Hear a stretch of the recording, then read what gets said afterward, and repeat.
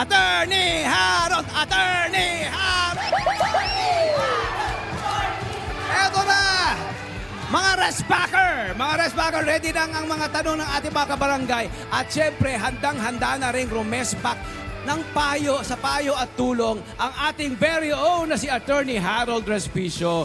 Attorney Harold, ano ba ang masasabi mo sa mga kabarangay nating ito? Nandito pala ang mga pinakamagagandang women sa Pilipinas. Pwede bang lumipat na ako dito at dito na ako tumira? Ayoko na umuwi sa probinsya. Okay. Tara! Baka- Nako, syempre may mga katanungan ng ating mga kabarangay, alam mo Oo. yan. Tsaka, mahirap din, my friend, ang wala kang, may bayad din kasi, di ba, sa pag... Legal di ba, sa counseling, mga di legal ba, counsel. attorney? Oo. Pero this morning, makakalibre sila. Kay attorney. Nang hindi alam ni Attorney Harold. Sabi ni attorney, hindi ko alam yan, ha? Sabi niyo magkakapilang po dito. Yung pala. Attorney! Kulang na. Alam naman namin lagi ang ready sa mga resbakan. So eto na, mag-uumpisa tayong magtanong. Mag-uumpisa tayo kay ate. Pangalan niyo po, mami. Pangalan? Alin. Alin? Alin. Miss Alin, ano po ang inyong katanungan?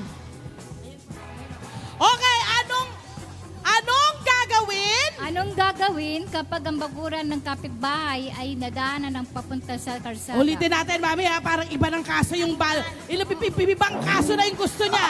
Eto, tutulungan ko na siya dahil nahihirapan siyang magbasa. Okay? Anong gagawin kapag binakuran ng kapitbahay ang daanan papunta sa kalsada? Ay, parang right of way to, attorney.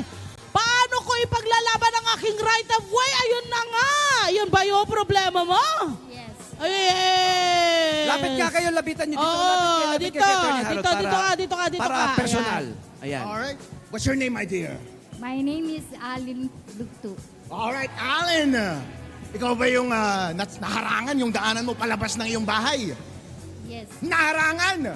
Ay, karapatan po ng bawat mamamayan yan, lalo na't kapag ang iyong lote ay landlocked. Dapat meron kang pinaka-shortcut na daanan papunta sa public way. Tama. At every time na meron kang kaaway na kapitbahay, saan ka pupunta? Sa barangay! Yeah, baby! Barangay po muna yan. Mas maganda po, una, bago kayo pumunta ng barangay, mag-send ka muna ng demand letter. Kahit text, okay na yun. Okay na yung text. O sulatan mo ng love letter. Madam, sir, pwede bang buksan mo yung gate dahil kailangan kong dumandan? Dahil kung hindi, ipapabarangay kita. Ayun. So May yun kaso. muna pala. Yun muna. Oo, ano muna, may parang precautionary, di ba? Parang cautionary, di ba? Parang Huwag ka tama. munang pumasok sa korte dahil mahal. Yun! At huwag padalos-dalos. Huwag padalos-dalos dahil mahal ang abogado. Oo. Ngayon po, kapag matigas pa rin ang ulo niya at ayaw niyang pumayag doon, kasuhan mo sa korte. Yun. At doon na lang kayo mag-away. Yun. Nang legal. Nang legal. Eto, pangalawang Alright! katanungan. Palapakan! Maraming salamat. Sa palagay, Pangalawang ha? katanungan. Attorney 100. Kami, my dear. Attorney 142 to, ha? Alright, no problem.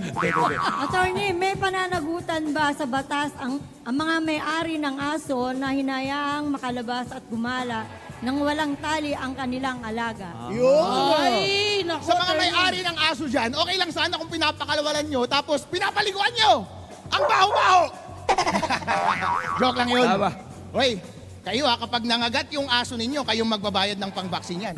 Mahal ang anti-rabies na vaccine. Truth yun. Kapag nangagat yan, kayong magbabayad. At Tama pwede ba rin mga kayong nanay? kasuhan. Ano reaction ng mga Alright. nanay? Tama? Agree? Again, ipabarangay nyo ulit. At advice sa mga may-ari ng aso, paliguan nyo po dahil ang baho-baho, ang pangit tignan. Tama. Attorney, may tanong Tama ako. talaga Alright, go ahead, inaalagaan. Sa amin kasi ang daming tumatayo dun sa kanto Ang namin. daming- Tapos tumatayo na aso. Wait, Sorry po sa Ang dami mga nag-aagahan. kumakain. Umaga tayo. Pasintabay po sa mga nag-aagahan. Totoo Marami po naman, nagkaapo. Tapos po, pag sinasabihan mo sila, nagagalit sila.